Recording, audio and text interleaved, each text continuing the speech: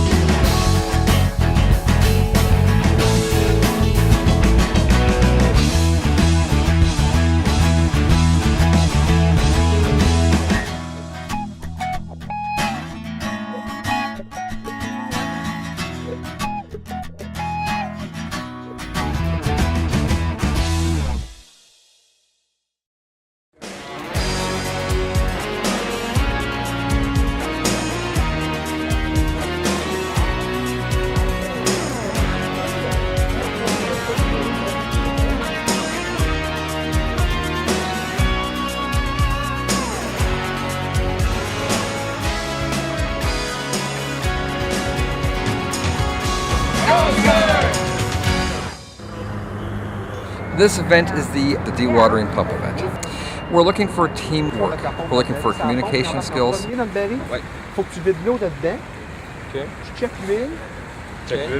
And we're looking to make this event fun.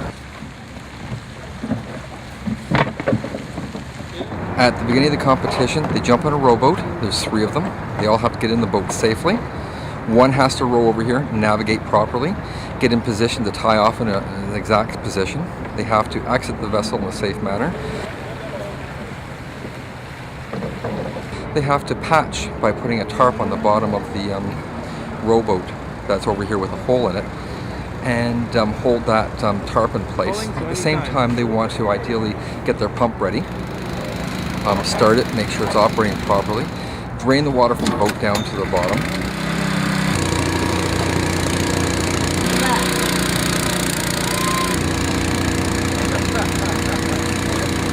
Ideally, if they were listening in the proper fashion at the beginning, they're supposed to put all pump and pump equipment back in to the position where they found it, leave the patch on, row back to where they were.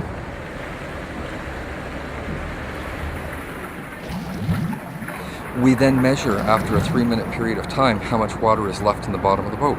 So the team with the least amount of water gets bonus marks, or it gets marks based on how much water is left in the vessel. It's been an exciting event. We've seen teams that are doing very well, and we've seen teams that are doing excellent. Mayday, Mayday, Mayday. This is Tuna King, Tuna King, Tuna King. The auxiliary members come in 3-person teams, and they're given a scenario. One of the members takes the role of the distressed vessel, and the other 2 are 2 separate Coast Guard auxiliary vessels responding to the case. Adrift, With my vessel taking on water, I've run over a log. And so the Coast Guard auxiliary vessels then respond to the incident, resolve the problem. Diesel Duck, Tasker 2, over. Tasker 2, this is Diesel Duck. I have arrived on scene. I am serving. The Coast Guard auxiliary members that come into the communications event are really showing the benefits of the training that they receive. They're right up there with professional operators that we hear from Coast Guard radio stations and Coast Guard vessels. Their communication skills are top notch. Head back to the safe haven. Over. This event was the line toss event. The object was to throw a weighted line to the various rings with a silhouette of a mannequin in it. And it's something that you would normally do on a SAR cutter because you have to throw a line to something in the water to rescue them, pull them closer to your boat. And people had great fun with that because they had to do it from a small dinghy. The one man rowed the dinghy, the other one threw the line.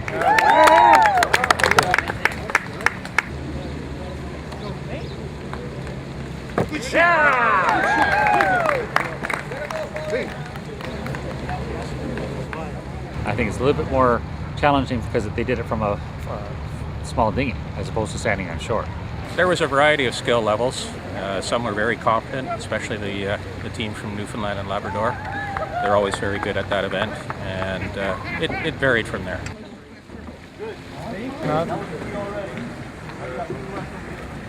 The third person on the crew, team, would have to be on shore, and they practice their seamanship skills, which is basically tying some basic knots, securing a line to a cleat properly.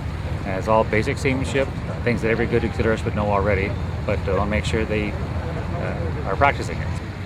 Similarly with knot tying. I think the professional mariners tend to be the ones to beat. Okay.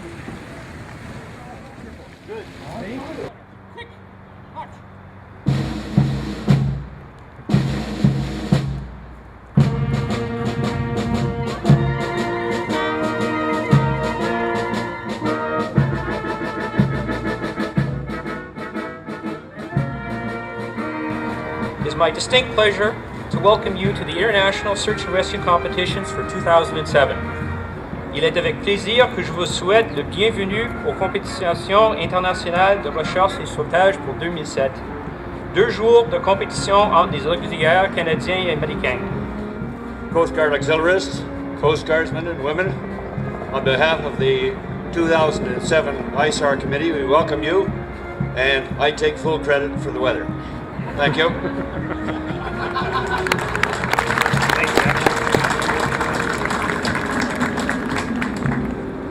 Good morning, everyone. Bonjour tout le monde. Ça me fait vraiment plaisir de faire partie aujourd'hui de cet événement.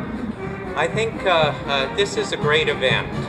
It's a competition, and it's billed as a competition. But you know, it's more than anything else a wonderful opportunity to develop, to learn, to showcase some of our skills, but equally important, to develop lasting friendships. We have inextricably intertwined histories, cultures, current challenges, and future threats. And our destinies are tied together very, very closely. And we know we want to approach everything that we do from a continental approach. And I think we couldn't be luckier in the United States than to have finer neighbors than we have up here in Canada. So thank you.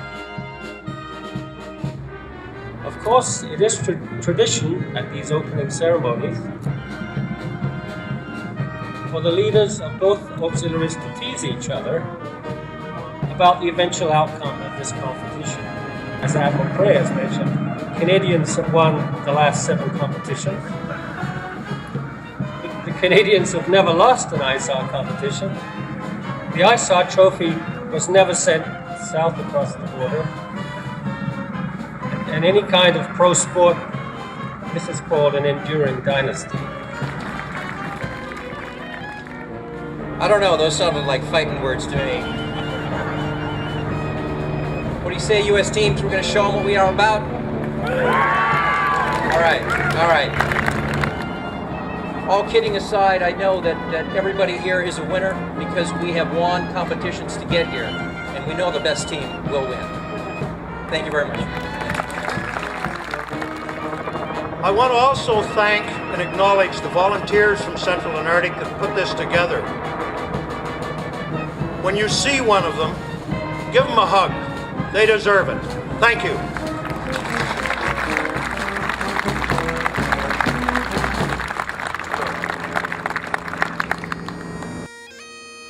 The laying of a reef upon the water is a maritime tradition that dates back to early sailors.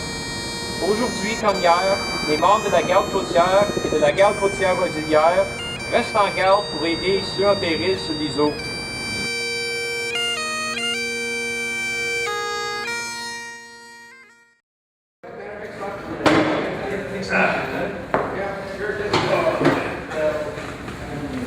Listen, if you decide you're going to copy, you're only going to copy the other guy's mistakes.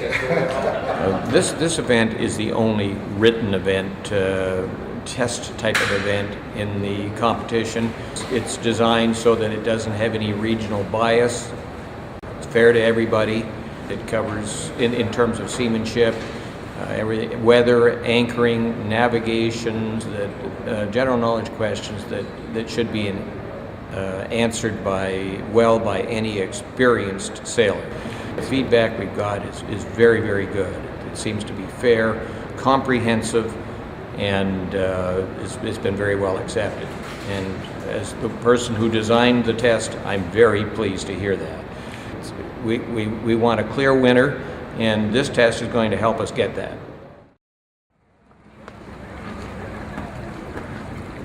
It is the blind pilotage, and what it actually is the competitors are blindfolded and they have to take the vessel away from the wall without any assistance, and they have to take it out through the buoy, switch up their driver, who is then blindfolded, and they have to bring it safely back to the dock, and then the event is complete. Port reverse, a little more power, a little more power. Neutral. Neutral. I'd say we're home. Okay.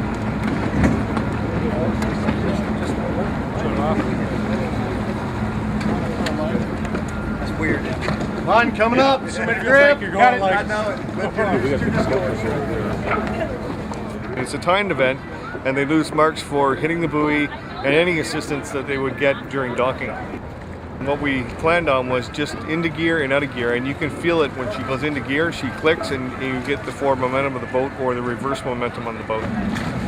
It's a little unnerving because you have a very high-powered boat and you have control of the vessel, so I'm sure they were a little shaky at first, but with good commands from the individuals on their team, again, hopefully they've done well.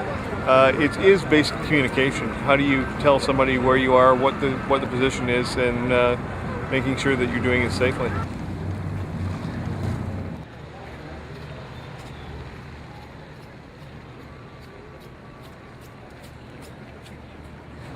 Okay, the mystery event that I was involved with involved a backboard or stretcher and a mannequin and boats. The 4-man crew would take turns in the boat and picking up the mannequin, put it on the stretcher, and return to shore, change off crew members in the mannequin, and then race back across the pond to a basic timed event. But they have to do it safely. They're assessed safety violations of 5 seconds to 10 seconds, depending on what it was and how serious it was. Things for dropping the mannequin or not tying the boat up securely and safely for this event. So it went very well. Most of the teams were very knowledgeable in their seamanship and very safe. I had no real problems with it. And the whole thing was a lot of fun. Everybody really enjoyed it.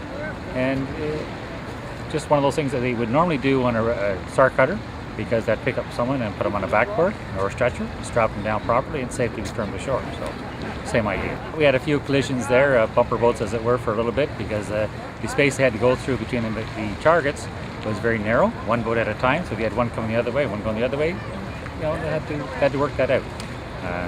But no, nothing major, but it was just great fun, and people really enjoyed that opportunity to show their rowing skills, as it were, and yeah, everybody had a good laugh. So. Good. Which is the main idea of the mystery events, to showcase a little bit something we normally do on a board a boat, as well as have fun at it. So.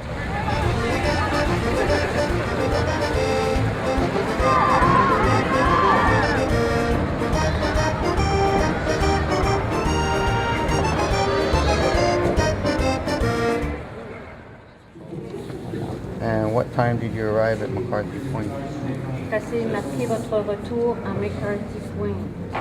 In this event, the competitors are working through the navigational charting that is necessary in order for us to go out and do a search and rescue task. They actually have to plot a search pattern and how they would go about looking for the victim. The second one is a reported disaster in which they have to go out and search for that.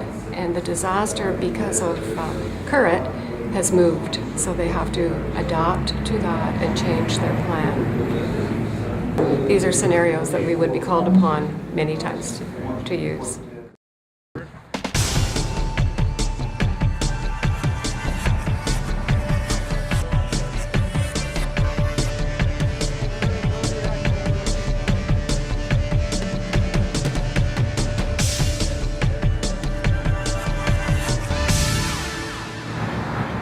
This is what we call the SARX part of the competition, and we have a 2-hour block of time, and in that 2-hour block of time we do 2 events. One of them is simulated victim retrieval off a vessel on fire. We have a live person on the forward deck who is escaping a fire, and the object is to rescue that person.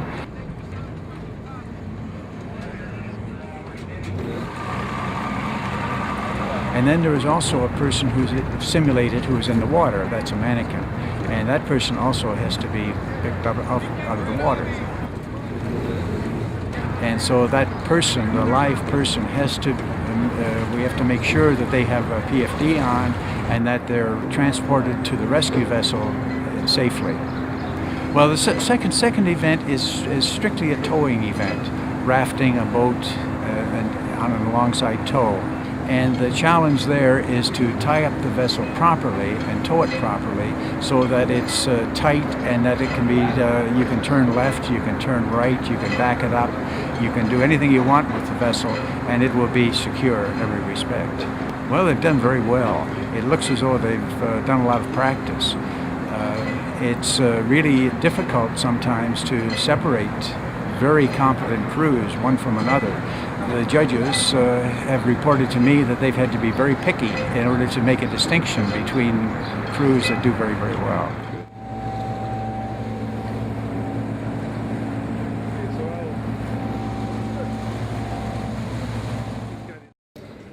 Canadian overall winner team, number 9, Team Central and Arctic.